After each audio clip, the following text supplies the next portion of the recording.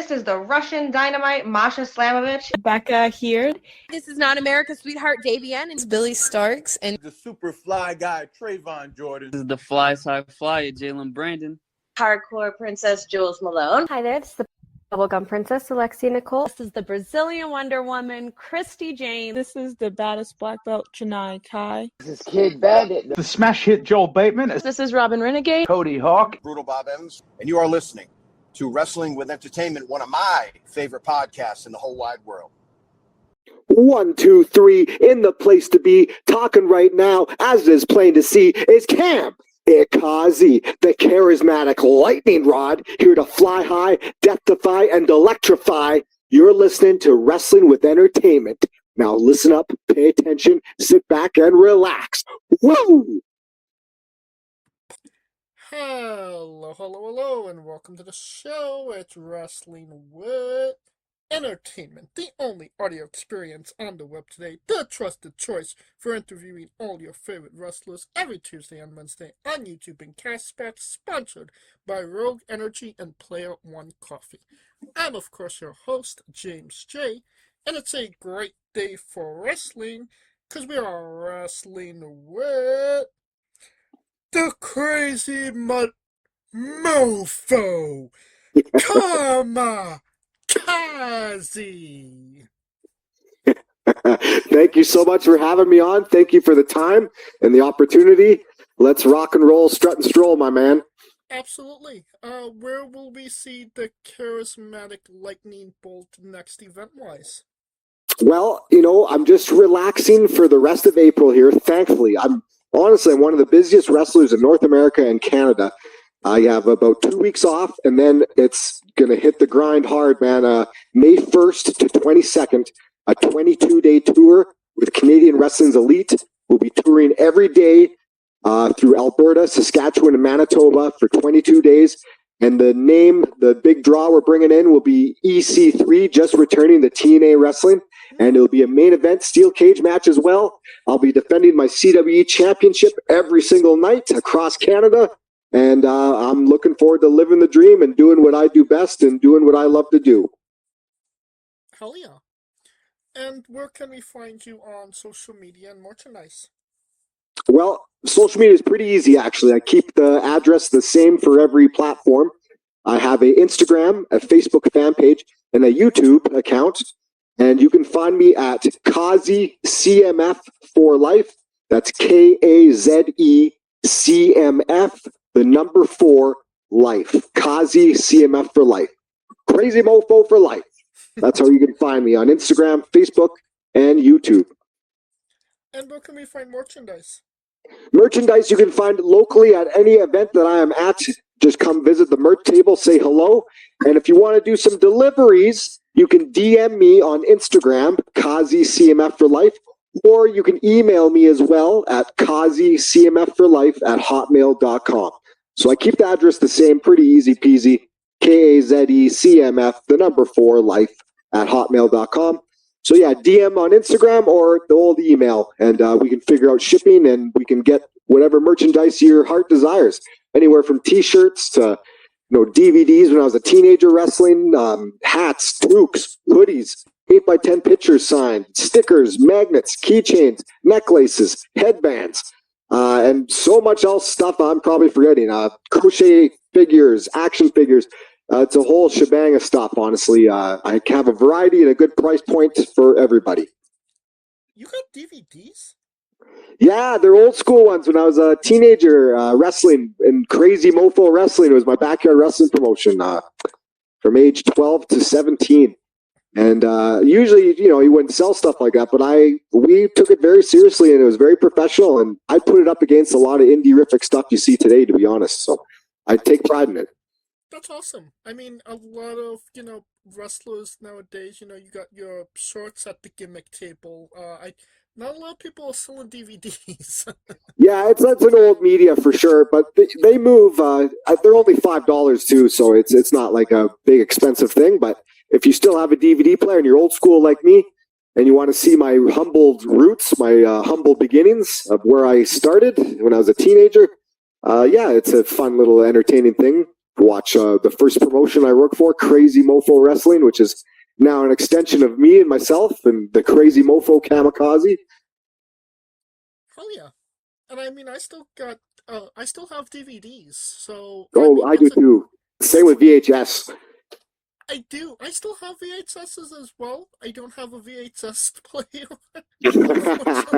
I think personally the best invention ever made was the DVD VHS combo player where you could do both. Yes. I bought multiple of those on eBay several years ago, so I'm stocked up, and I just think it's a great study tool for watching old footage, VHS and DVD. You can switch back and forth, and I just like owning things too, just actually owning physical media instead of paying for a subscription. And say you never you just miss a payment or you stop paying for that subscription, then you lose all that stuff. But I physically own it, it's mine, and it's not going anywhere, and it looks cool just sitting in, a little on display in like a shelf with all the DVDs and whatnot. So yeah, I'm old school, I suppose.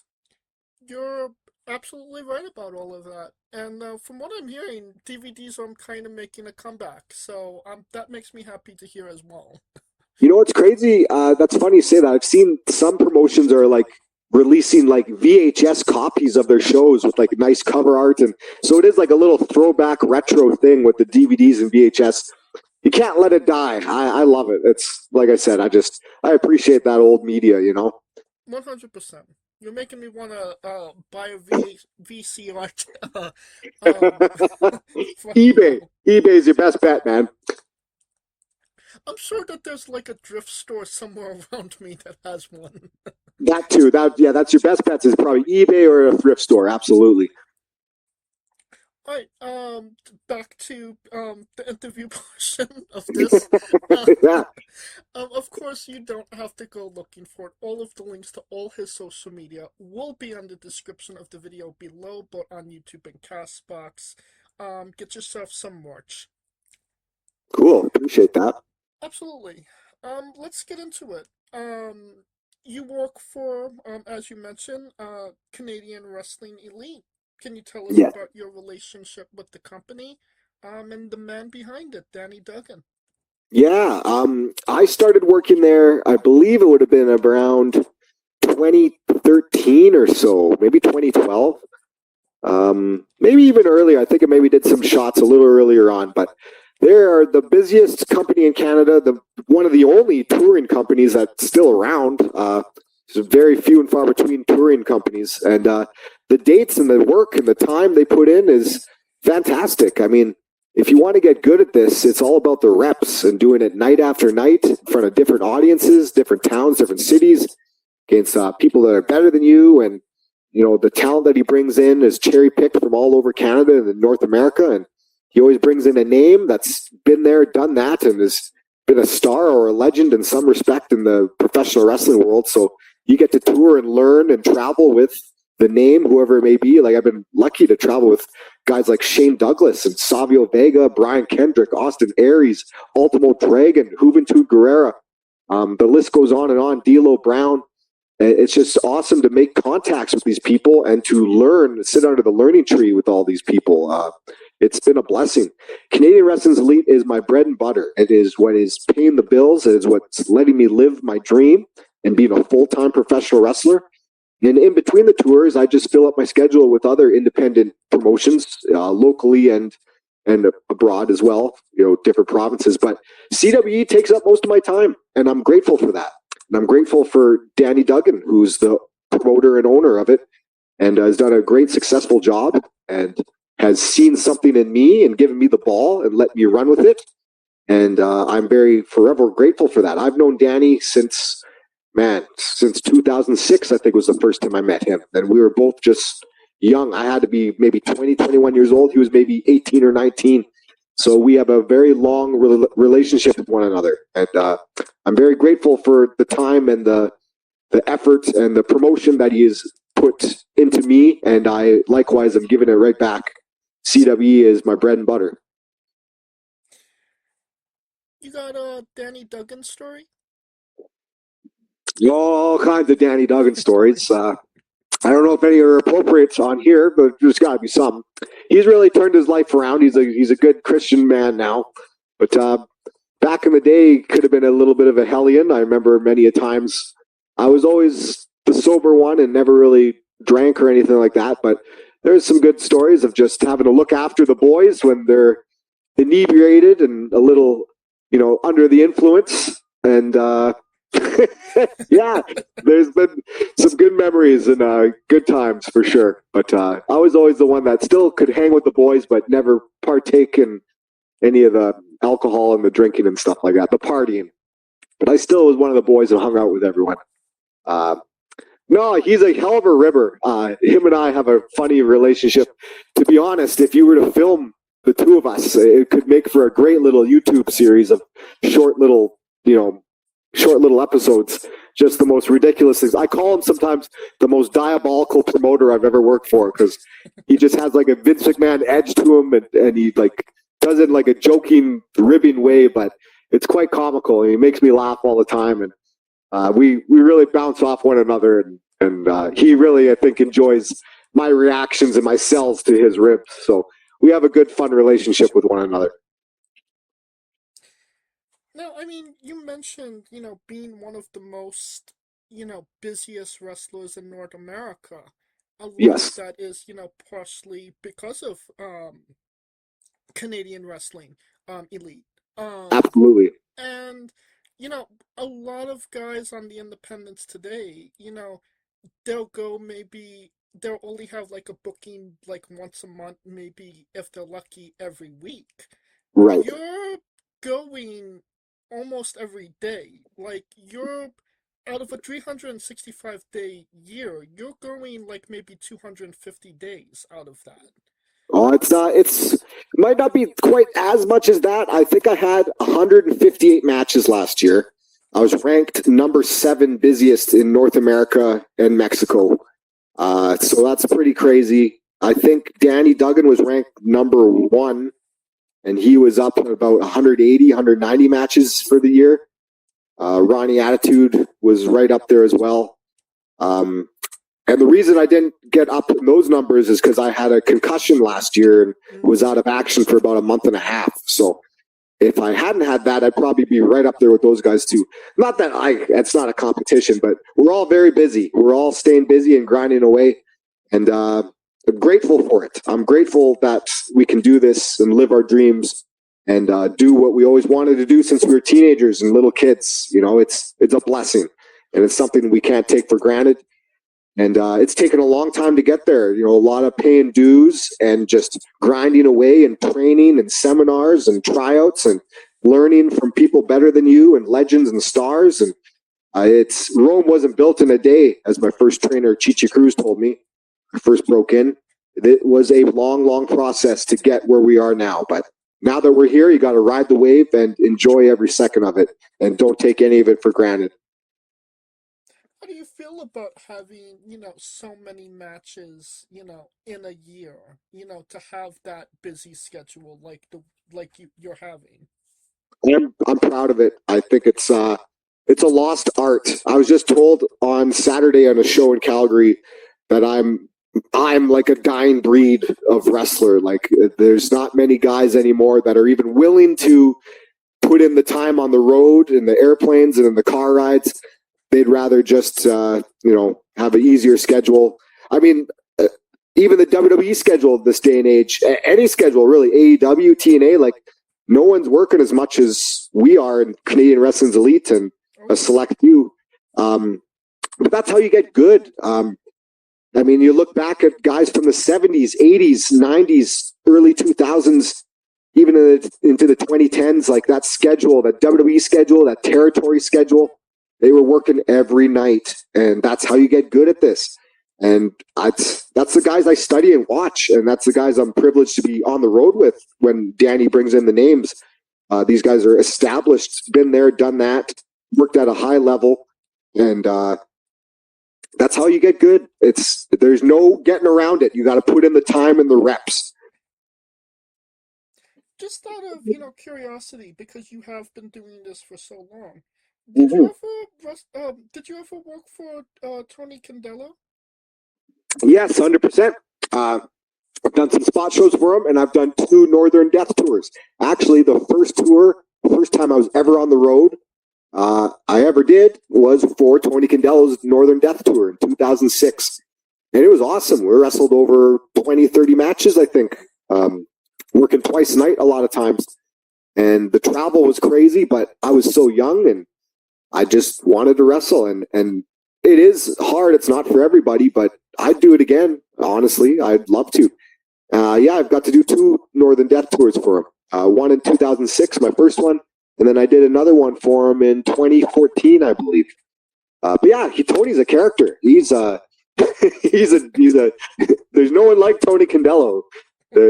He's absolutely unbelievable. Just all the stories about him and all the people that have been on those tours that have been there and done that and been successful, from Edge and Christian and Joey Legend and Chi Cruz and Chris Jericho and Lance Storm and so many others that have been on those tours. Rhino. It's a who's who. Oh, yeah. I mean, that's quite the experience. Your first ever tour is quite literally called a death tour. Yes, I mean, you're driving over frozen lakes because that's the only time of year in February when it's cold enough that you can access these communities at that time, as you got to drive over these frozen lakes. And what should take you maybe like 2 hours to get somewhere takes like 4 hours to 6 hours because the terrain, you're driving through this, just cold tundra, just out in the middle of nowhere in northern Manitoba, Arctic conditions, just bumpy, icy roads, and you got to drive like so slow. So what should take you 2 hours takes you like 6 hours to get somewhere. It's an experience. That's exactly it. It's a hell of an experience.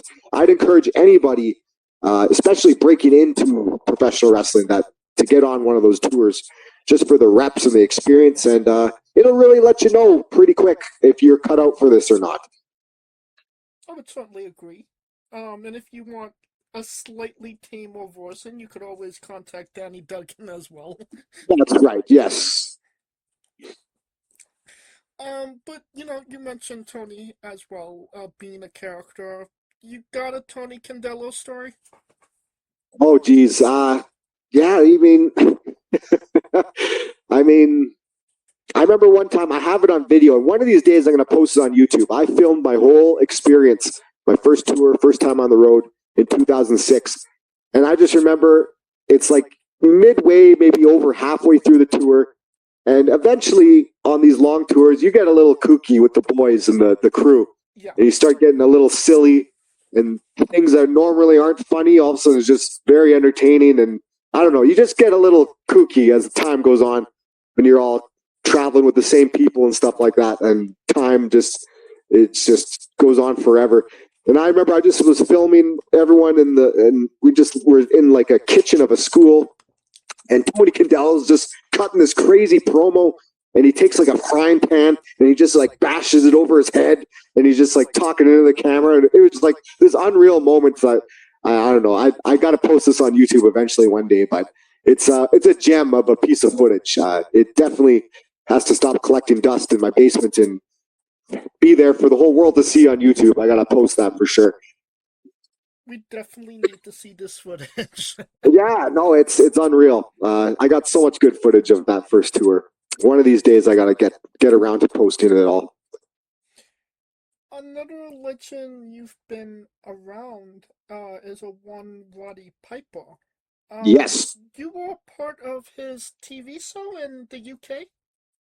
It wasn't in the UK. I did wrestle in the UK for 7 months, but that was at a different time.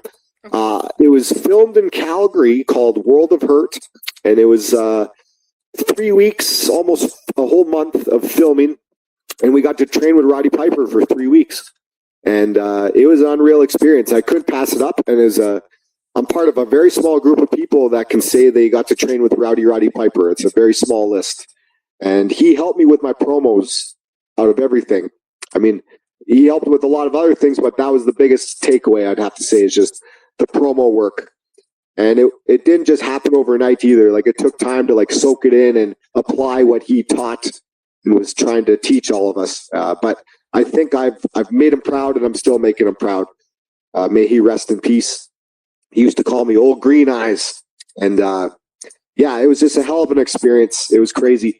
Although I must say reality TV is not what you think it is. They manipulate a lot of things and change things. And so myself and many others were a victim of that, just like making it more entertaining or making it more dramatic. They'll just splice things around and change things. But I still don't regret any of it. It was a hell of an experience just to be in the presence and under the learning tree of Mr. Robert Toombs, Roddy Piper.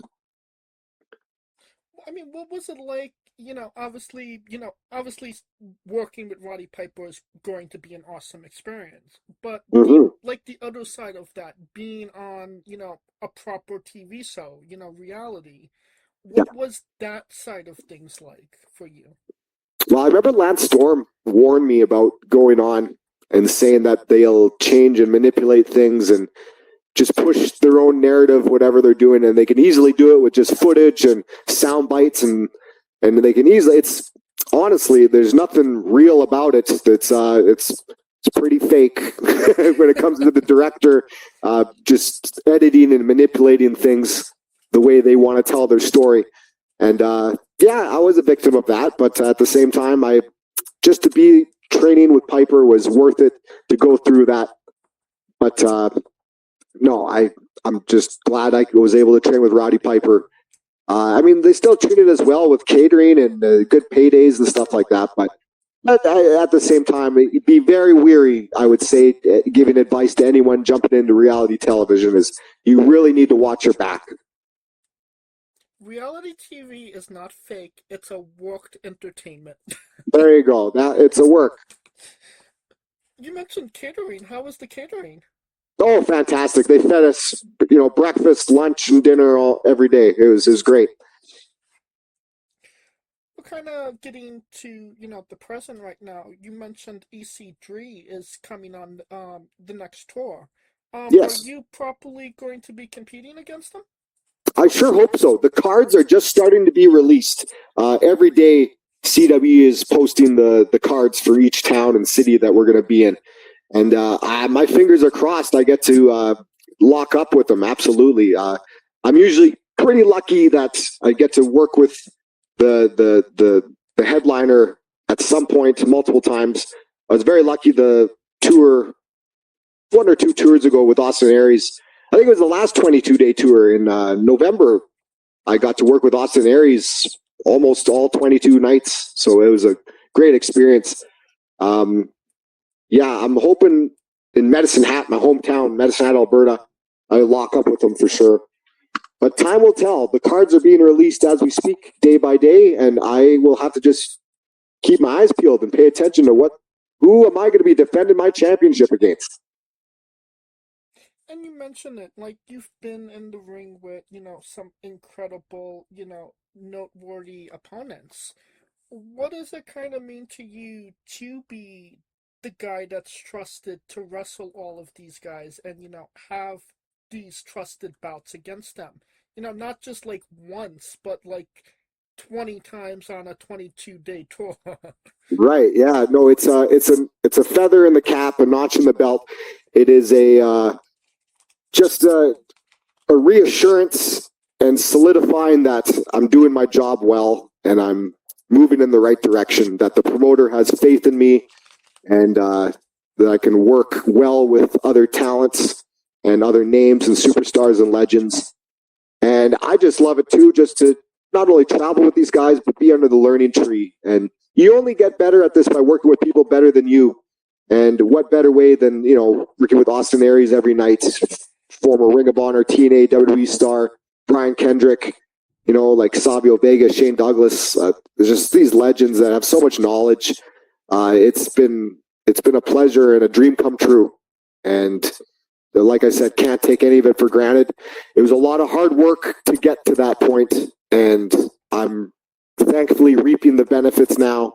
And it's not going to make me, coast along by any means. I'm still hungry, and I'm still just wanting to be a better version of myself than I was yesterday, and always striving, not comparing myself to others, but just trying to be a better version of myself and what I can do to just stand out and be a better talent in and out of the ring. It's a never-ending process. You can never know it all. You'll never learn it all. And that's kind of the beautiful thing about professional wrestling. You never stop learning. So I've always kept that attitude, and I'm just a giant sponge, man, just soaking it up all the time. But it's been an honor and a privilege to work with these guys. A dream come true. I always wanted it as a teenager, and teenage Cameron Tom's little kamikaze. If you could look into a crystal ball years from now, he'd be very happy, I think, to see what's happening right now. So, living the dream. Hell yeah. And, we talked about some of the names you've been in the ring with, against. Let's talk about a name that you actually got the team with. Ultimo Dragon. Yes. All-time great. What was that experience like? Well, a dream come true. That was especially a nice little, just icing on the cake. I just put in 7 months in the UK wrestling. I wrestled like 70 matches while I was out there. And I just returned to Canada. And then I hopped on a CW tour immediately. And I was on the back end of the tour. And yeah, I got to tag with him in my hometown of Medicine Hat. And then I got to face him in a tag team match as well in Regina, Saskatchewan. So getting to team with him and wrestle against him is a dream come true. One of my idols, growing up, being exposed to all the different type of wrestling. When I first learned about like Japanese wrestling and just seeing like the original Tiger Mask, Satoru Sayama, and Jushin Thunder Liger, Ultimo Dragon, Hayabusa, the Great Sasuke, like those in my eyes, and still to this day, are some of the greatest, masked professional wrestlers, in my opinion. I mean, Rey Mysterio would have to be up there too, but the original Tiger Mask in particular, I was just so captivated by it. But Ultimo Dragon, I fashioned my style with all those guys, little bits and pieces, just took little things. But, I do the Ultimo Dragon headstand in the corner. I got like the little spike scales coming out of my tights, just like Ultimo had. And when I used to wear a mask, I embraced wearing a mask because all my favorites wore masks. And a lot of that was like inspired by Jushin Liger, Hayabusa, and Ultimo Dragon. It was just like a combination mixed with my own little imagination put in there as well. But he was a huge influence. I used to just love watching Ultimo Dragon tear it up with Jushin Thunder Liger and Great Sasuke. And all his stuff in WCW is fantastic. He was ranked the best wrestler in the world at one point by the Pro Wrestling Illustrated back in the day. Oh, yeah. And for rightfully so. All the championships, junior heavyweight championships he held, and just a world traveled, professional. A huge fan, and it was a fantastic experience to work with him. And funny little story, I remember he bought us all Subway in one of the stops somewhere in Saskatchewan. We stopped for food, and he bought like the whole crew Subway. He didn't have to do that. That was so kind and nice of him to do that, looking after all of us. Yeah, it was a great experience, man. Hell yeah. Those subs aren't cheap as well. No, especially for like 5 or 6 hungry wrestlers. He didn't have to do that. It was very, very thoughtful of him. Right. You mentioned working under a mask. What were some of the advantages and disadvantages of working under a mask? I think advantages, it forces you to be more animated because your face is covered. And I've been lucky. I've always just been an animated person, so it came quite naturally. But there's a lot of disadvantages. I felt like I was blind a lot of times. I was deaf, muffled hearing, and it was hard to breathe. And for a long time, I thought my cardio was horrible, but it was just because I was being suffocated by a mask. But I made the most of it. I made sure the eye holes were nice and big and the mouth hole was big. And I had, like I said, I kind of copied Hayabusa's style of mask where the hole in the head is open so my colored spiked hair would stick out. So I made the most of it and made it my own and embraced it because so many of my favorites were masked wrestlers. So I just rolled with it and went down that road. But I remember I did a Ring of Honor tryout with Adam Pearce, and I didn't wear my mask for it. And he was blown away when he found out that I did wear a mask. And he's just like, why? He's like, why do you wear a mask? Like, my facial expressions and my selling and everything else was just so good. And he said, stop wearing a mask. Like, it's just being a detriment. It's hiding so many good, positive qualities about you and your work.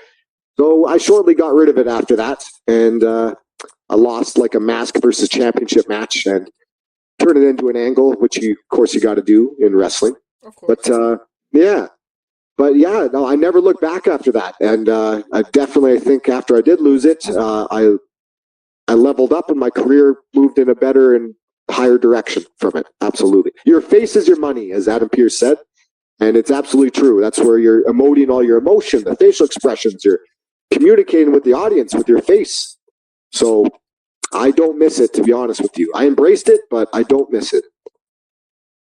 Speaking of Ring of Honor, you did get to do a pre-show match with them. Absolutely. What was that like? That was super cool, man. That was in Toronto in 2010 for the original Ring of Honor, too. Like, This wasn't Tony Khan playing with his toys Ring of Honor. This is like the real Ring of Honor. Right. And it was an honor and an experience, man. I was in a tag match. My tag partner was Danny Duggan, and we took on Ashley Six and Rip Impact in Toronto, Ontario, in full of a packed house. And I'll never forget, during my entrance, I came out and I did the Ultimo Dragon headstand on the top turnbuckle during my entrance. And all the Ring of Honor fans, they just started throwing streamers in the ring. It was really cool. I didn't see that coming, didn't expect that.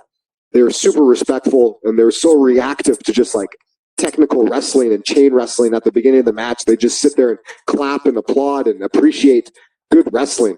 So it was a really cool crowd to be in front of and put on a good performance. And we did really well, but the booker changed. Adam Pearce was the original booker who gave me the opportunity. But by the time this show was in the works, he was released as booker, and Hunter Thompson, Delirious, was the new booker. Okay. And Adam Pearce had plans for me, man. It was the first time I ever felt like, oh man, I did it. Like my foot's in the door here. Like, he told me he could picture me wrestling with Christopher Daniels and the Briscoe brothers and Chris Hero and Claudio Castagnoli, and just a lot of his roster. He could picture me having good matches with, and I thought for sure this is it. Like, I'm in. I did it. And then I seen on the internet a couple of weeks before the Trout match is supposed to happen, the dark match, that Adam Pearce is no longer the booker of Ring of Honor, and Delirious has taken over. And my heart just kind of sank, because I was like, oh man, it's always right place, right time, who you know, and the stars aligning just perfectly. And I didn't have Adam Pearce anymore backing me up. I had to go in cold with Delirious. And he was impressed. He enjoyed my work and put me over and said I had great body control and some other good things, but I just wasn't figured into the plans with him being the new booker the way when Adam Pearce was the booker, he already envisioned things for myself. So close yet so far away. Close but no cigar. You know, that's professional wrestling right there, though. That's you get so close sometimes. It's a real crapshoot. The stars have to align just correctly. Right. I can't imagine that you haven't been able to run into Adam Pearce again. Correct me if I'm wrong, but not too long ago you did extra work for WWE. Yeah, you know what? I was booked for Toronto, and everything was lined up, and then there was that crazy, terrible snowstorm in Toronto, and I ended up not being able to make it. My flight and over 300 other flights were canceled, and then the flight was rescheduled, but it wouldn't have worked by the time I landed and got to Toronto. It would have been like Monday night at like 9 p.m., and I would have missed the whole taping. And so I couldn't make it. It sucked. It was a real kick in the guts, because I was ready to rock and roll and show them what I had, and it would be a pleasure to be a part of them. I haven't done extra work for WWE in a long time, since 2014. And the last time I did in 2014, I ended up getting a all expenses paid tryout to the Performance Center. So I was confident, just getting a good look, that I would make something happen again for myself. But it was not in the cards. The stars didn't align once again. There was a terrible snowstorm in Toronto, and my flight it wouldn't have worked out. So the office was understanding. I had no heat over it, but I just have to patiently wait till they come back to Canada again. Absolutely. And what was you doing for WWE back in 2014? Well, it started, I did extra work for Raw and SmackDown in Calgary and Edmonton. I had a good tryout match with Danny Duggan, of all people. Him and I crossed paths a lot, as you can see, throughout our careers. Right. And then the real winner, the real thing that got me noticed, I did promos in front of the Brooklyn Brawler, Paul Heyman, another gentleman, Matt from Talent Relations, and I blew him out of the water. I made Paul Heyman jump up out of his chair and go, "Sign this, kid!" And then he just like darted out of the room. I thought I had a job right there. I thought I got a job. And then they had to calm me down. Oh, Matt Stryker was there as well. Excuse me. And they had to calm me down. I thought I had a match, and not a match. I thought I had a job. And they told me that I earned a tryout at the Performance Center, and they'd get in contact with me, and I'd get an all expense paid, invite only invitation out there, and I did. There's maybe a year later, it finally came through, and the trial went great. But at the end of it, we were supposed to have matches. The last day was match day. And these two guys got in a fight during one of our early morning drills. They just kept like bumping into each other, rubbing shoulders during the Brookside Shuffle drill ran by Robbie Brookside.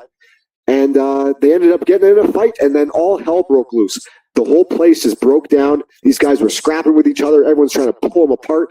And it pissed off the head trainer at the time, Bill DeMont, so bad that he cut the tryout short. He cut the day short. That was our last day. We were supposed to do matches, and he just cut the day short. He was so upset about these two guys just getting in a fight, and they kind of ruined it for everyone else. And so, yeah, I didn't even get to wrestle in front of him. And usually everyone I've talked to that does these Performance Center tryouts, they always get a match. They get a look. So it was one of those things where the stars did not line up once again and slipped through the cracks. The one cool thing was we did promos the day before, and I was the only guy to do 2 promos. And that felt cool. I was happy to do that. I did one promo talking, and then the second promo, I did nothing but sound effects and just like showed off some of my special talents doing sound effects and stuff. So that was cool. But yeah, once again, close but no cigar, I mean, it's these are still like incredible moments. Like they really are, and they're fun to tell, and I don't get to talk about them unless people ask. So I'm a pretty humble guy. So you are bringing this out, and it's fun to reminisce and bring up these cool moments. They really are. I'm blessed. It's I can't complain. God has blessed me. I mean, what did it mean to you to get somebody like Paul Heyman, who is a promo master, to pop Right. and say, "Sign this guy"? Like, that is maybe like the biggest honor like ever. Yeah, you know what? It is. It's so special. I remember he like got up out of his chair, "Sign this, kid," and then he just darted out of the room. It was like such a surreal moment. And I remember after things calmed down and I left the room, TJ Wilson, Tyson Kidd, comes up to me. Because apparently when Paul Heyman left the room, he was just going on a crazy rant talking about me, that this kid just did a standing backflip and just cut this promo, blah, blah, blah. And all true things. And then Tyson Kidd comes up to me and he goes on, he's like, "Man, despite whatever happens," he's like, "that's a notch in your belt, that's a feather in your cap to make the mad scientist of professional wrestling, one of the greatest minds, one of the greatest promos, act and react the way he did for you." So, it's just a reassuring thing that lets me know that, I'm doing this right. I'm doing a good job at this. I'm an individual. I'm an original in my own right, and I'm doing this correctly. So it's cool. It is cool. It's one of those things that sometimes if I'm feeling down or questioning myself, I just gotta remind myself of moments like that. And you mentioned, working with Robbie Brookside. What was that experience like, considering, he's an all-time legend himself? Yeah, it's very fortunate during that Performance Center tryout for those 4 days we were there. He was one of the trainers, and we were putting us through the paces, doing all these drills, the famous Brookside Shuffle we do, and that's now every wrestling school, I think, does that one now too. But yeah, no, he was super intense. Like, because in the Brookside Shuffle, you change directions. So you'll be shuffling from one, clockwise, and all of a sudden he's just like, "Change!" And he's just got this intense fucking look on him. Excuse my language. And he's, just intense look on him. He's just like, "Change!" And then you'll change, go counterclockwise and shuffle around counterclockwise. and he just goes back and forth, back and forth. No, it was awesome. I knew his history and his reputation, so it was cool to meet him, and it was cool to learn and train underneath him for those 4 days. True legend. Everyone spoke so highly of him too out when I was in the UK. So he's damn good. Now, I mean, all the incredible things that we've talked about, and there was actually a point where maybe none of that could have happened because you low-key, like, retired for 6 years. It's 7 years, yes. What ultimately made you decide to call it quits, and what brought you back to pro wrestling? Well, I was dating the Dynamite Kid's one of his daughters, Amaris Billington, and it was just one of those things where I wasn't around all the time, and making money was tough, and it was just hard to just hold things together in the relationship. And I remember just feeling so guilty about all that, and felt really bad for just being a professional wrestler. Things got a little twisted, and all the heat was on me. But it was just one of those things. I was a little vulnerable for sure, and just gave up on myself, to be honest with you, unfortunately, and just felt guilty for being a pro wrestler and putting someone that you loved through that of not being around and not being able to provide money and everything else. And but there's more to the story. But at the time, that was the position I was in. I was kind of manipulated in that respect, I suppose. And I gave up on myself, man. I just tried to just live a normal life and try to be normal. And for 7 years, I was out of the business. I was always still watching and studying old footage all the time. I never really watched the new stuff, the up-to-date stuff, but I always still watched the old stuff. I couldn't help myself. I'm still just, I love this. I'm a fan. And I never stopped learning in that respect. But I was in home care looking after a gentleman with MS, multiple sclerosis, and his name was Jerry. May he rest in peace. I looked after him for 3 years, and I became one of his number one home caretakers, and it was a beautiful relationship. I learned real quick that I loved this guy, and another thing too, I just prayed to God that I wanted to give back. If I was going to try and live a normal life, I want to just give back and make up for lost time with family and friends, and give back in some respect.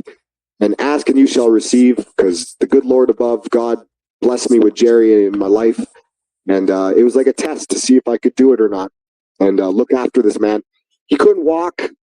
He needed to be dressed and undressed every day. He needed to be fed, bathed, and all that stuff. Put on the toilet, go to the bathroom. I did it all, man. And it's not for everybody, that line of work, but I learned that I could do it. I could handle it. And it was a blessing. He was a blessing in my life. And then when he passed away, after those 3 years looking after him, I just had this moment of just, you're not getting any younger. Now I need to find a new means of making money. And I just had all these skills that I dedicated my whole life to since I was 12 years old, professional wrestling. It's now or never. You better get back on the horse and give it all you got. Give it this one last go. And that's what I did. I hopped on a plane, went to the UK. I'd been in Canada for so long wrestling that I felt I had nothing to prove, so I wanted to go somewhere completely different and a new environment, new everything. So I went to the UK and did it there for 7 months. And I haven't looked back since, man. It's been a hell of a ride, and God has provided for me. I'm making a living doing this, wrestling full-time, thanks to merchandise sales and all the support of promoters and all the great fans that come out and support us. It's been a crazy dream come true that I never thought I'd be doing it again. And I need to remind myself of that sometimes as well. Life moves pretty fast, but it's amazing that I'm even back at it after 7 years. And quite frankly, I feel like I'm in my prime, to be honest with you. I feel like I'm just older and wiser and smarter. And still have the skills, thankfully. So your first match back ever after the 7 years was in the UK. Yes, correct. How did you, Matt, just out of curiosity, how did you actually get booked in the UK, considering, it's, you're out for 7 years, not, Yes. a proven commodity. It's not necessarily the same as, like, calling up Danny and saying, book me. Yeah, exactly. No, I came in cold, man. I came in cold. I found a wrestling school. The first wrestling school I went to was called Play Fight London, ran by Cara Noir, Nina Samuels, and a couple other guys that wrestle in Progress Wrestling. Okay, I know. And I trained. It's a funny story, actually. I landed in the UK and had like a couple hours to settle in, and then I headed off to the wrestling school that day that I landed in the UK. Like, there was no time to rest. I wasn't messing around. And even I remember Chuck Mumbo, one of the guys who wrestles for Progress, and he was a trainer there. He just called me an animal because, like, I've been on a plane for like 16 hours, and then I immediately go to London and start hopping a wrestling ring and start going after 7 years being away. So it was hardcore, and boy, did I feel it. I remember just being so beat up for the first month. Like, I remember just taking hot baths, trying to just, pamper myself a little bit, but I was just beat from head to toe after 7 years of not doing it and putting your body through that. Like, I remember just being in so much pain and so just beat up. And in my mind, I was like, oh boy, I hope like this doesn't last forever. Like, I hope this isn't permanent kind of thing. Like, but my body got back into the groove and I got used to things. And then I found a wicked wrestling school. I'd have to say it was the best wrestling school in the UK, called All Star Wrestling South, ran by Joel Redmond, who wrestled as Oliver Gray, who tagged with Adrian Naval, and they were the first ever NXT Tag Team Champions. And Joel Redmond is a beast, a hell of a trainer. And that style of training and just mentality of professional wrestling was more up my alley, just more old school, more storytelling, more fundamentals. And that's where I trained for the next 5 months, was with All Star Wrestling South. And it was the greatest decision I ever made. Made some amazing good friends. I lived with Nathan Angel, who actually is signed to NXT right now. He wrestles as Tristan Angels. Keep an eye out for this guy. He's going to be a stud. He's going to be a superstar. But I lived with him on his farm, and his family looked after me and took me in as one of their own. We were herding sheep, and we had downtime, which wasn't a whole lot, but when we did have downtime, we were herding sheep and working on the farm. And it was just beautiful. It was like I couldn't even imagine. I couldn't make it up. It was just like so surreal to be out on the ocean on this farmland. And it was just, the UK is beautiful. It was one hell of an experience. I really miss it, and I hope to go back there one day. Sounds like you were using the bushwhackers' old gimmick, the sheep herders. The sheep herders, right? Yeah. Obviously UK are very, different animal than what we're, known for in stateside. What were some of the biggest differences you saw wrestling in the UK compared to Canada? I loved it. They're so technically sound. Even their trainees, like I was training with this one kid in Play Fight London. He'd been training for over a year and still hadn't had a match yet. And he was clearly ready. Like, he could have been on a show the next day. But they take their time with the training out there. In North America, it's pretty standard nowadays. You train for about 3 months and then they send you out, put you in the deep end, and out you go. And that's what you do. And you figure it out as you go. But in the UK, they really put in the time, and they don't rush anything. These guys are on another level when it comes to technical wrestling and fundamentals. And I fit right in with it. I love technical wrestling. I love rolling around on the mat, and I fit in perfectly with the style. I embraced it, and I learned so much. I got to learn from Steve Gray, who's a World of Sport legend out there, just an amazing junior heavyweight wrestler, and learned a lot of cool little fancy tricks, a lot of cool technical wrestling. And that's right up my alley, man. I'm into the high flying, the technical stuff. That's what I'm all about, to be honest with you. I just appreciate good wrestling, good mat work, and I fit right in. I love a good 2 out of 3 falls match, and the cool style matches they do out there a lot of times are British rounds matches. I was very fortunate to do a lot of British rounds matches, and it's very similar to 2 out of 3 falls, but it could go even longer than 2 out of 3. It could go like 3 or 4 falls in, but it's just so much fun, that round system, and it's more legit. It just has like a a very good sport presentation to it all, almost like boxing. You get like a minute to rest in the corner and drink your water, catch your breath, and then on to the next round. And it's just really competitive and technically sound. My first match I did in the UK, my first match back after 7 years, I actually did a British rounds match on like a carnival show, and it was really cool. Very fitting because wrestling came from the carnival circuit, and there I was just doing this British rounds match, and it was a cool moment. I did another British rounds match with Mark Haskins, who worked in Ring of Honor and TNA, and is a hell of a talent. And we tore the house down. That was probably one of my best matches I had out there. Was working with him in a British rounds match, and the promotion we worked for was Premier Wrestling Promotions, run by John Mantle, and he was one of the oldest promoters still kicking out there, and is one of the oldest promotions still running. And I was lucky to work for him out there. It was a really cool experience. Those British rounds matches, they go long. I mean, they can, yes. Shorter than maybe 25 minutes at least. At least, yeah. You put in your time for sure. That's why I love it. It's straight up wrestling, and you got to be in good condition too. Right. So, like, your first match back after 7 years goes 30 minutes. Yeah, we put in our time, man. It was crazy. It was fun. I have fond memories. And actually, a funny, ironic thing was my first match there. I hadn't wrestled in 7 years, and I was working with another guy that hadn't wrestled for I think it was at least 5 years or something like that. So it was just this crazy little moment of two guys that hadn't been in the ring in forever, and there we are just working like a British rounds match. It was really cool moment. And moments like this, like all these moments that you've had, are these moments that you take in like in the moment, or is it something that kind of sits in afterwards? Like, wow, I did this.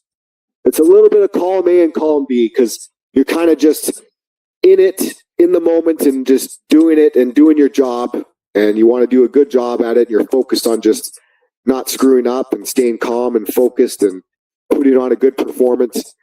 And then it's after, when you have time to breathe and reflect, then you kind of, whoa, I can't believe I just did that. Or I can't believe that just happened. Or that was pretty cool. Like, yeah, it's a little bit of column A and column B.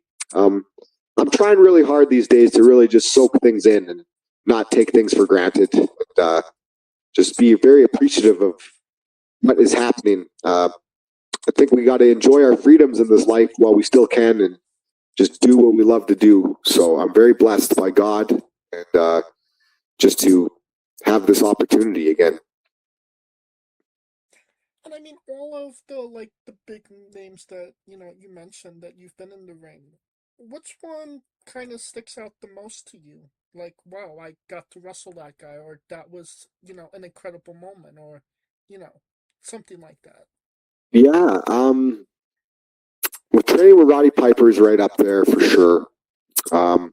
Getting to train and learn from like Jake Roberts or Harley Race is pretty cool. And then with working with guys, actual matches, all 12 Dragons are right up there. Shane Douglas was super cool, just because we just had this crazy brawl. It was like ECW style, just fighting in the crowd, and the crowd even chanted ECW during the match. This ECW chant breaks out.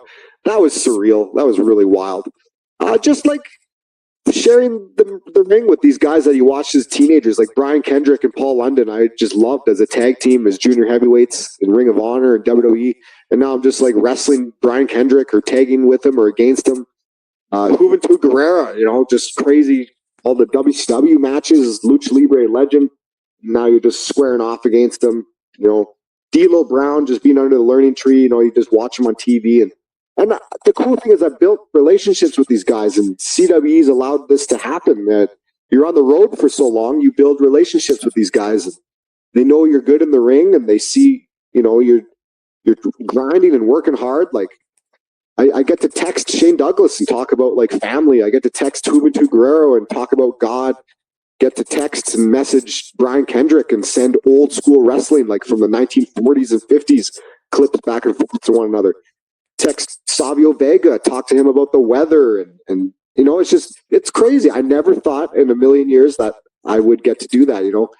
15-year-old kamikazes, a happy kid. You know, it's super cool. It's surreal. These cool relationships you get to build with all these guys, these legends and stars. And I mean, I mean, this was like a stacked match. In general, you wrestled, and this is one match. Harry Smith Jr., El Generico, Jay Right. Evans, Trent Beretta, and Yeah. Samurai Del Sol. Right. That was crazy. Yes, I forgot all about that. That's another thing too, man. Is you do this for so long, and unless someone like reminds you and talks about it, or you actually see them on video or in person, and then your memory banks kind of get reminded. Oh yeah, like I wrestled with him, or oh yeah, I did a seminar or a tryout with this guy, or I learned from this guy. It's crazy. I have to keep a list. I do have a list of like people I worked with, and I have to reference it just to remind myself, because you forget after time. And one of my trainers, Chichi Cruz, I remember one of the old sayings a lot of veterans say is like, this guy's forgotten more than you'll ever learn. And that is a true statement. Like as time goes on, you do kind of forget about where you've been or who you worked with. And like I said, you just reminded me of that one. Like I got to work with Sami Zayn in his last appearance on the Independents before he got signed to WWE. That was cool. That was a cool experience. I remember things got messed up in the match, and him and I had to improvise. And I hit him with like a swanton bomb, and I covered him. And I was just like, "Thank you." And he's like, "You're welcome." And, you know, it was just like such a crazy little moment. You know, like it's yeah. You just reminded. I totally forgot about that. There's been a lot, man. I mean, and there's this one other name that I'm just curious. You got the team with Tiger Singh. Correct me if I'm wrong, but that's not Tiger Ali Singh from WWE, right? No, I don't think that's not the one there. I'm trying to think. Is it Raj Singh you're talking about? It only said Tiger Singh. So, I know that there was, you know, obviously the proper one, and then Tiger Ali Singh from WWE. Right. No, it wasn't Tiger Ali Singh, unfortunately, no. Okay. Who are we facing? I was thinking maybe his dad, but obviously, I mean, you would have remembered that. I would remember that, absolutely, yes. Fair enough. But maybe just somebody still in the gimmick. Who knows? Uh-huh. But I think that's a good segue into Kamikaze's bizarre adventure. You're a pro wrestler that goes up and down the roads, and weird, crazy, and bizarre things are bound to happen. Can you tell us a road story that fits that description? Oh, geez. I remember one time, this one just popped in my head. So I had this lemon of a Pathfinder. It was like a Nissan Pathfinder. It was red in color, and it was a real lemon. We got ripped off by the guy that sold it to us. Things were held together by like chicken wire and stuff in like the engine. It was bad. But I remember we're on the road doing some shows for Ernie Todd, I believe, out in northern Alberta or northern Manitoba. And this deer, it's in the middle of winter, mind you, and this deer just pops up in the middle of the road, and we see it coming. It sees us in the headlights, and it tries to like dart off and like run, but the road is pretty icy, and it like the deer slips and takes like a face bump like Ric Flair into the concrete of the pavement of the highway. And so we're driving, and we got to dodge this deer. So we like had to pull right off the highway. And I remember like we did like a 360 spin, and then we recovered, and then we ended up back on the highway and driving straight again. It was a crazy little moment. We're very lucky. And we dodged the deer, thankfully. But after that incident, when we just went off the road and back on the road again, something with my transmission got screwed up, and we couldn't put my vehicle in reverse anymore. It would just drive straight. So we had to be very strategic the rest of the road trip to not park in little spaces where we couldn't back out of. And that was a chore in itself, and that was a big surprise. But I remember after getting off the road, and I still had to get it repaired, I was on like a date with some girl, and I remember we drove to the mall, and I completely forgot that I couldn't go in reverse. And then I remember I had to like put it in neutral and like push us out of the parking stall. So like, yeah, so that one sticks out of my mind for just like a crazy little story there. But there's lots, man. The road is an adventure, man. It's an adventure. Never a dull moment, especially when you got a good crew of people. And that's why I like CWE so much. You're in the ring truck with a good crew of guys, and it's just a brotherly, like a camaraderie thing where you're in here with all your war buddies. You're in the trenches together, and despite whatever happens, I know, like especially going out to Ontario during the winter time, can be very treacherous and dangerous. But I've been very blessed just to know that I'm with good people, and as long as we're all together in it, I haven't been too worried about things. I know we can handle anything, all of us together. It's that camaraderie we all have together and respect for one another. And it's fun times. You know, like I said, the longer you're on the road, the more kookier you get. And things get a little silly. And things that normally aren't funny all of a sudden start turning into really hilarious, funny things. But that's just being on the road too long. It happened. Yeah, if I've learned one thing doing these interviews, it's that anything could happen on a Canadian road. Yeah, 100%. You know, you're dealing with the weathers can be up and down, anywhere from snow and ice to rain and everything in between. Especially going out to BC and Ontario, things can get pretty dicey on those roads. All right. Well, I think it's time for the colossal question. Let's say they're making a movie about you. Every movie has a soundtrack. What would be the first 3 songs on your movie soundtrack? Oh, wow. What a question. That is crazy. That's a very, very good question. Oh, man. Alive by Edwin is a very good song I enjoy, and I think it would be very fitting. If you're familiar with that one. Jeez. Yeah, that's a damn good question, man. I'm really into movie scores. I like, you know, it really sets a tone for a good movie. It's like a good composed movie score. But if we're looking for songs, oh, jeez.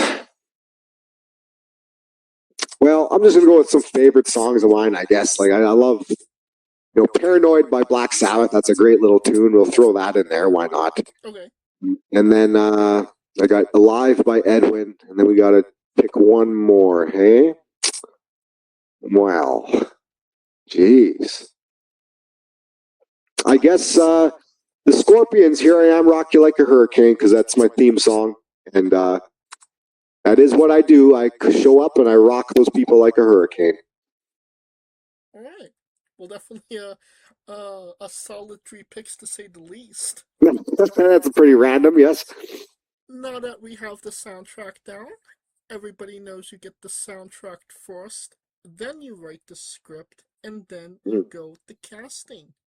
Wow. Who plays you, and you can't say yourself because you are obligated to make a Stan Lee-esque cameo.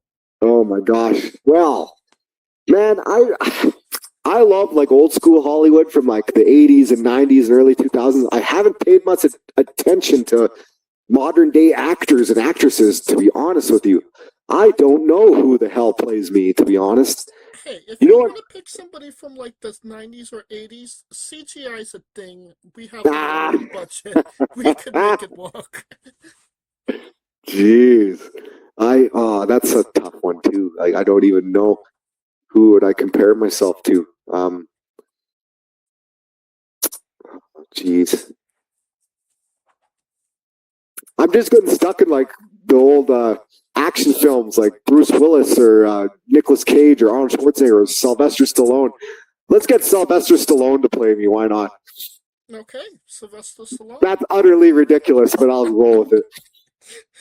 Well, hey, you're not known as the Crazy Mofo for nothing. No, I suppose not.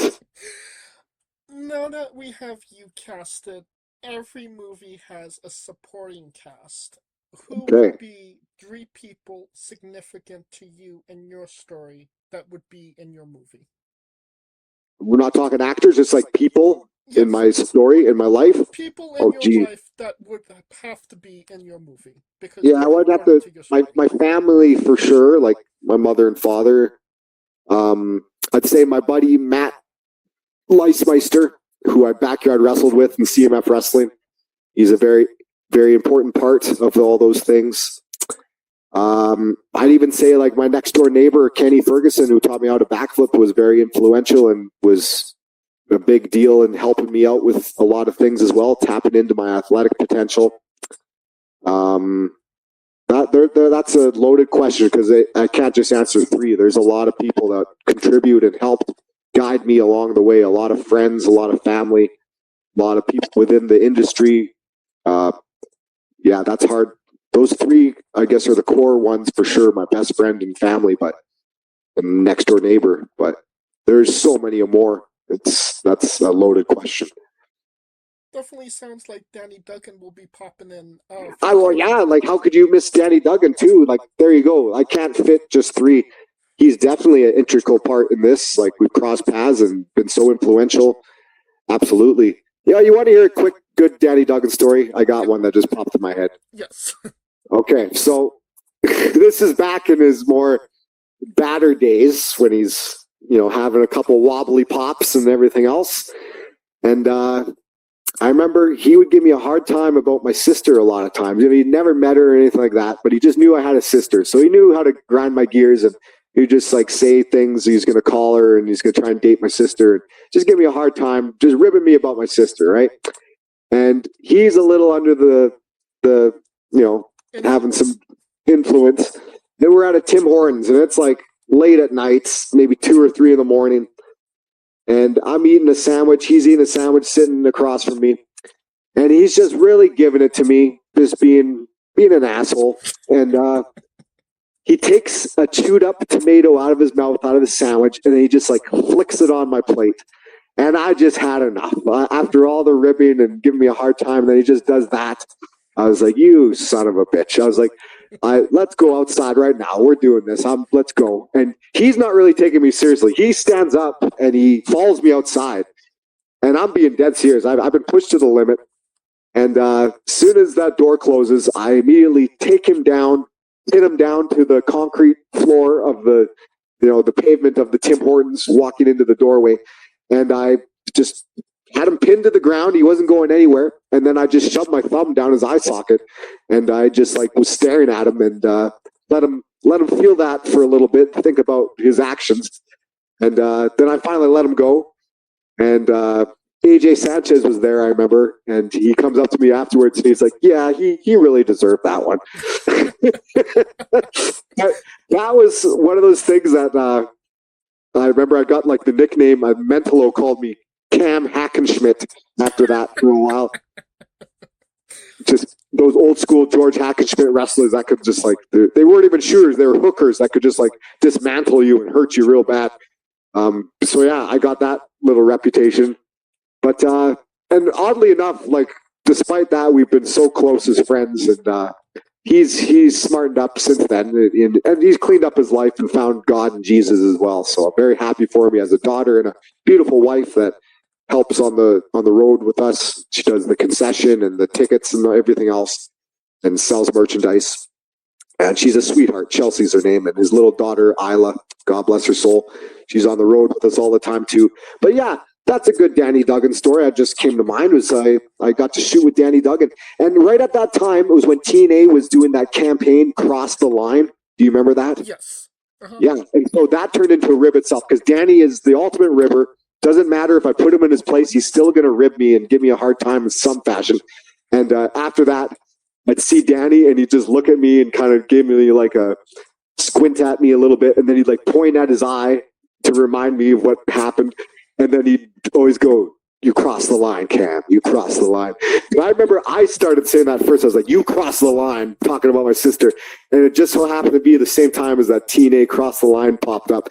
So that just turned into a big rib in itself, Cross the Line. So, but yeah, there's a good Danny Duggan story for you. All right. Good Danny Duggan story for sure. Yeah, defending my sister's honor.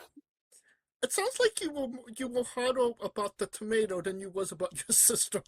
Well, that was the thing that just threw me over the edge. Was this chewed up tomato just throws it on my plate, and I was like, "You drunken asshole, let's do this." I was like, I had enough. That was it.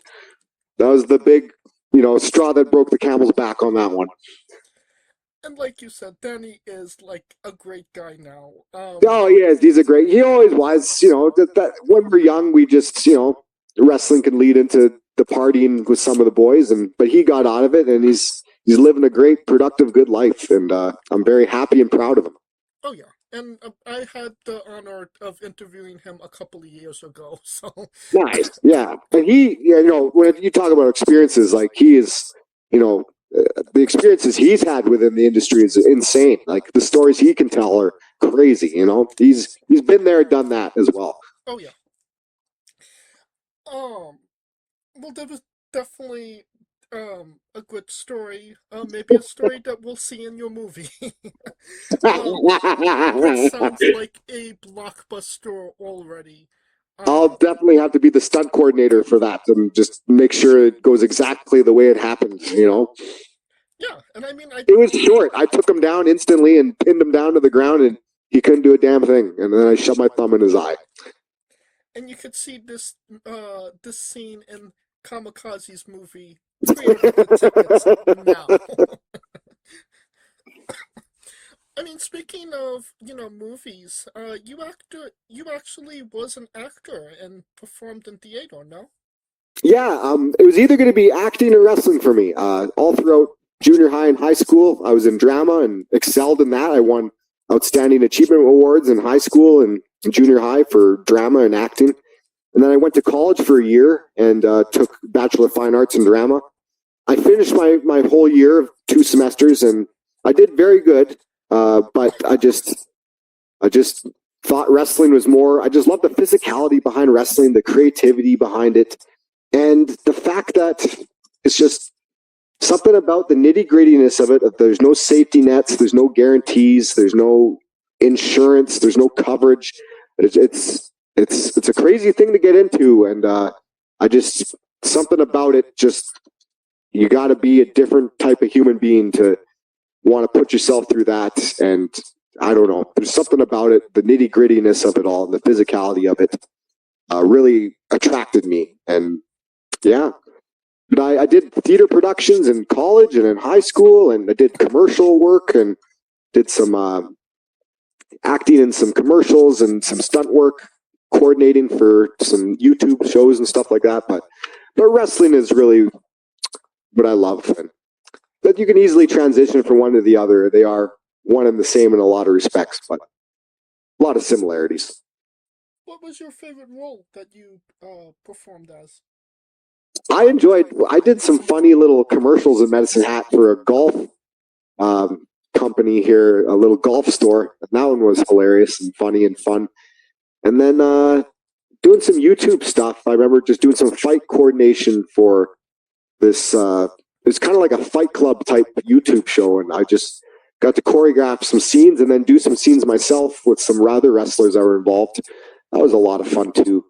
And then just doing theater productions. I had a blast in high school and in college doing theater, just performing live theater productions. I did Agamemnon in college. I played Hercules, probably the smallest Hercules known to man. I was 150 pounds.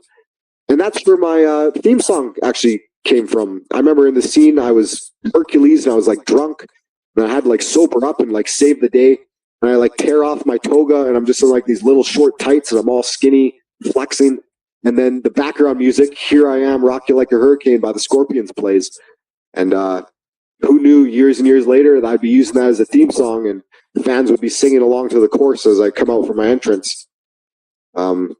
But yeah, no, in high school and junior high and college, I'm a natural entertainer. I can't deny that. I enjoy entertaining people, and there's something about it too, especially I'm learning as I'm getting older here. You can't take for granted. It's just it's an escape. You escape reality. You forget about your bills. You forget about your troubles that life might be bringing to you, and you just escape and get pulled into this world of entertainment of, these characters and the good guys and bad guys, and you go on this roller coaster ride of emotion of, you can do so much with the psychology behind wrestling and in just acting in general, just making people laugh, making them cry, making them sad, making them excited, making them mad. It's just, you're in the driver's seat. You got these people in the palm of your hand, and you're playing with emotions, and you're telling a story. It's all about storytelling. And, but, it's just been a big,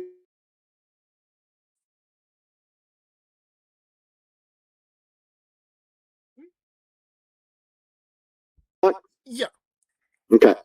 So it's just like taking these people on an emotional roller coaster. You're playing with their emotions. You're making them laugh and cry and feeling hate and disgust, and then joy and happiness and excitement.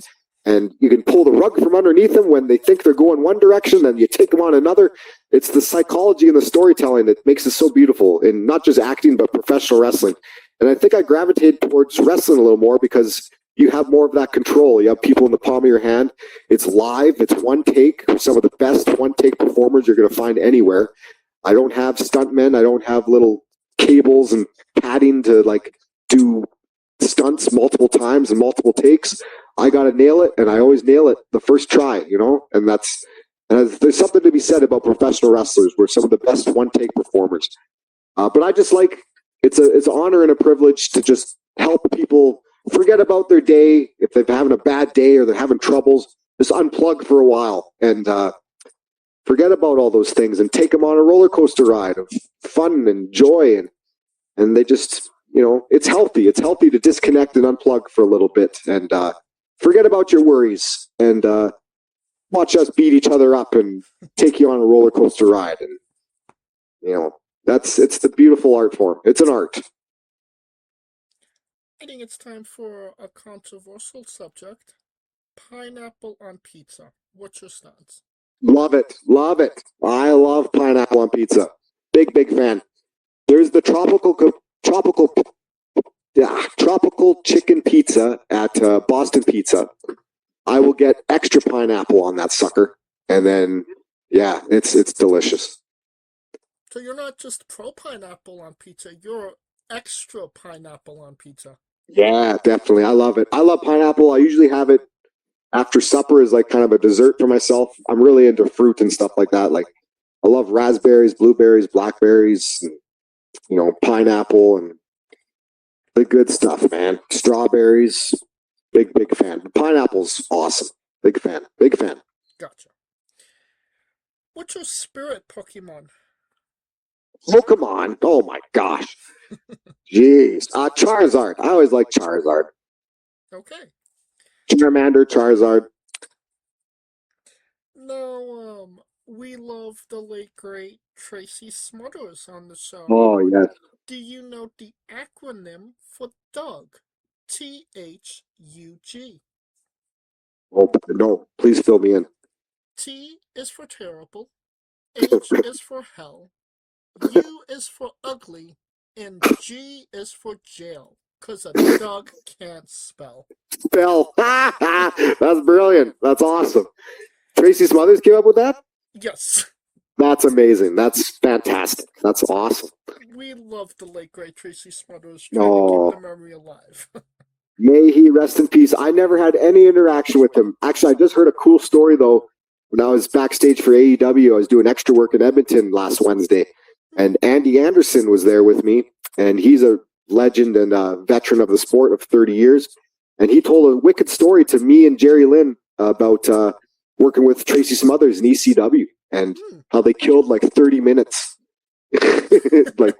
Just gaga and promos and ridiculousness. And yeah, it was just cool to hear that. It's awesome that you bring him up. May he rest in peace. Oh yeah. Would love to hear that story one day myself. Weirdest question you'll be asked on a wrestling interview, hopefully. Okay. Would you ever consider wrestling a Rock? Not Dwayne Johnson, not the country, an actual physical Rock. Oh, geez. I'm not into that play wrestling stuff, man. I'm not into like wrestling the Invisible Man and doing all that stuff or wrestling blow up dolls and stuff like that. I take this sport very seriously and like to represent it seriously. So, no, I'm not going to wrestle no Rock with all due respect. Fair enough.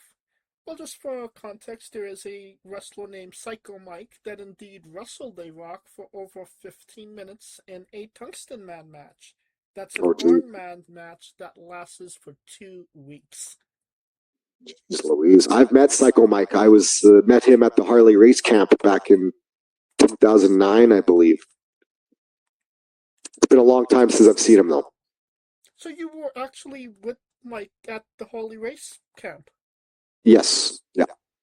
Yeah. We all as Canadians stuck together during that. It was like me, Danny Duggan, Omen, Gabriel Lestat, Alex Plexus, Psycho Mike, Bobby Sharp.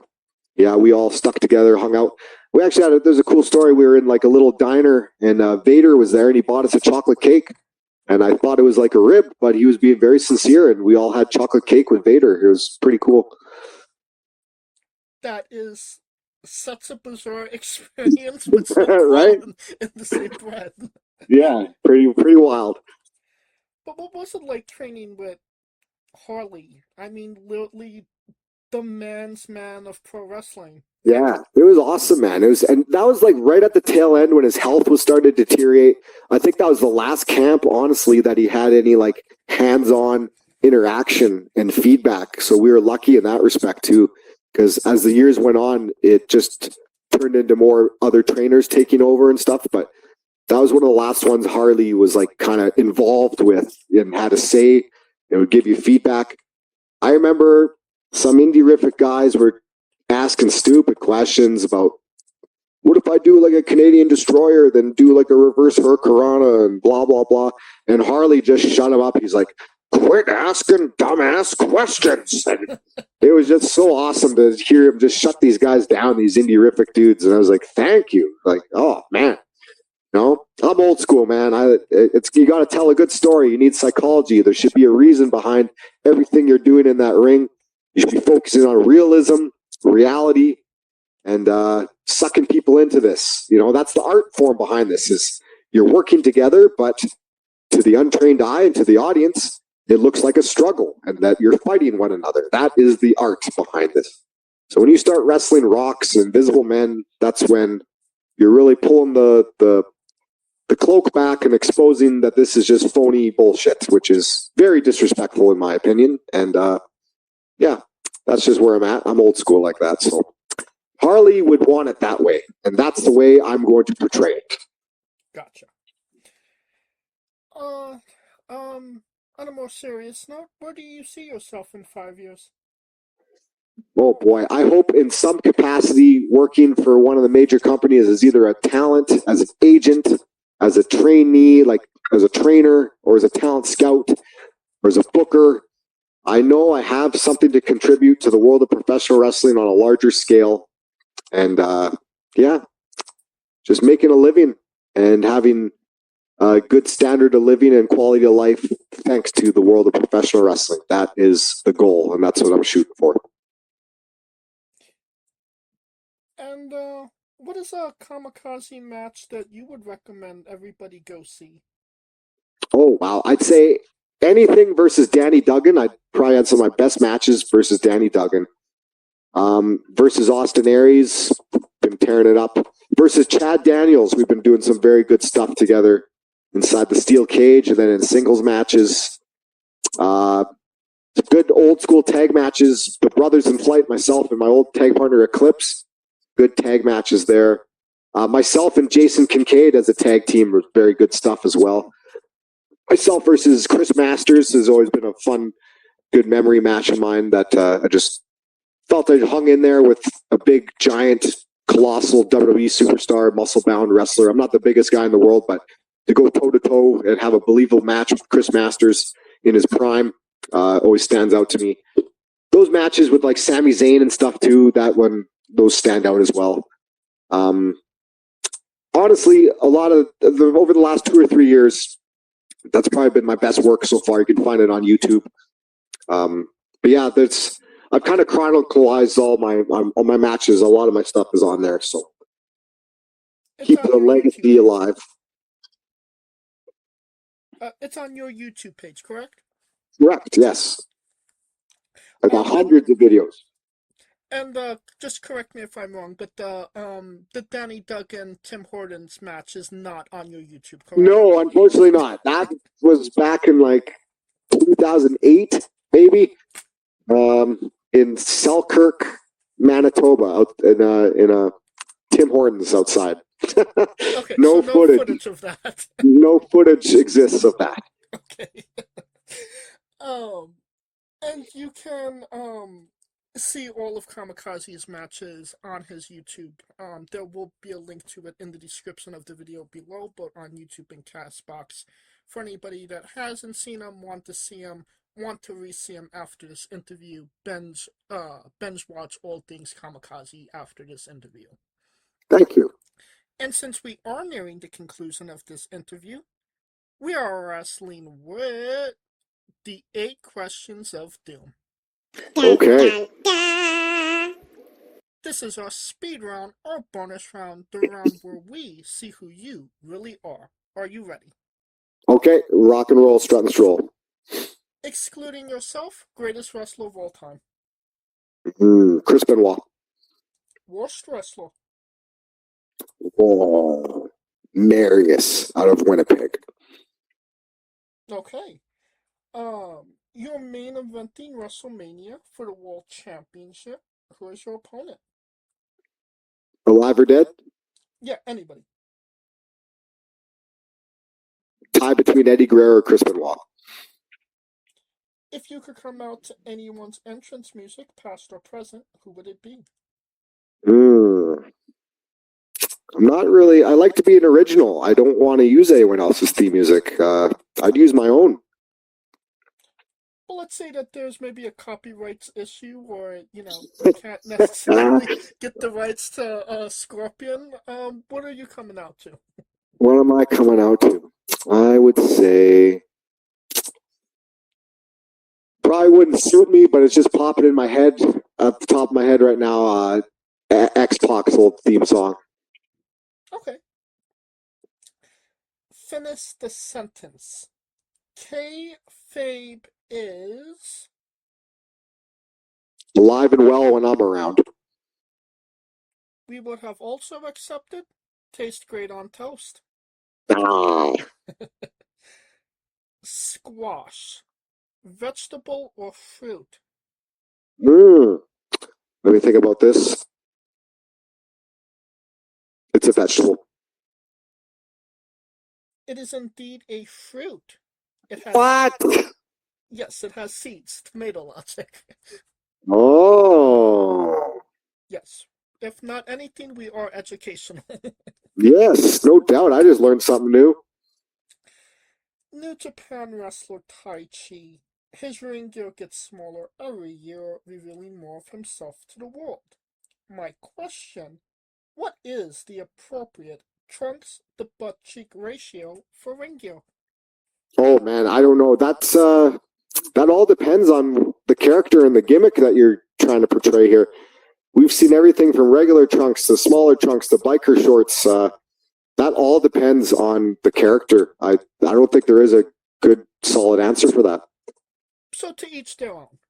To each their own and the gimmick. Gotcha.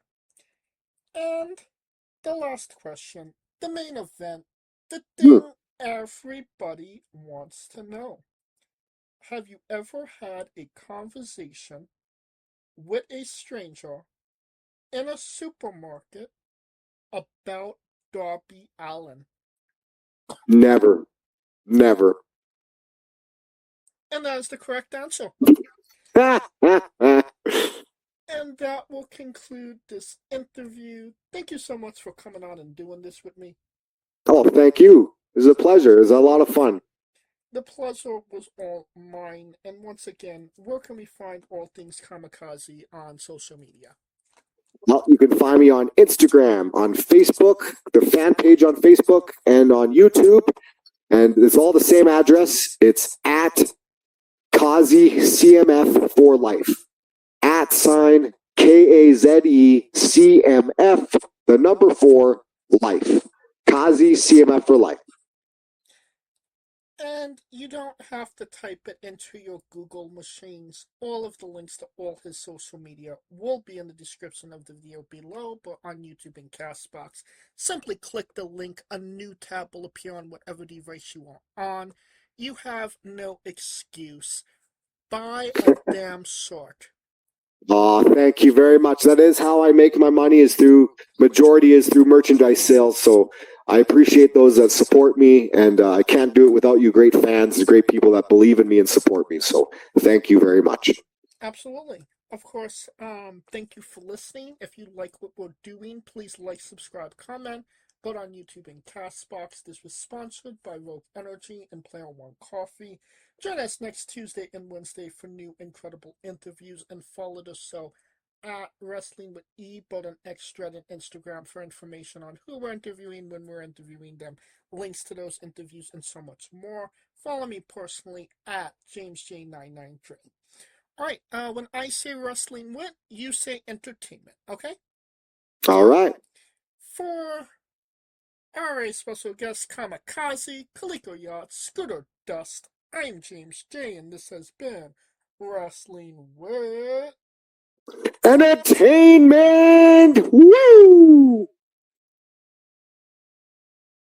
Hey folks, this is the Colossal Mike Law, and you are listening to Wrestling with Entertainment. Enjoy the show, support these guys. We appreciate it very much. We'll see you at ringside.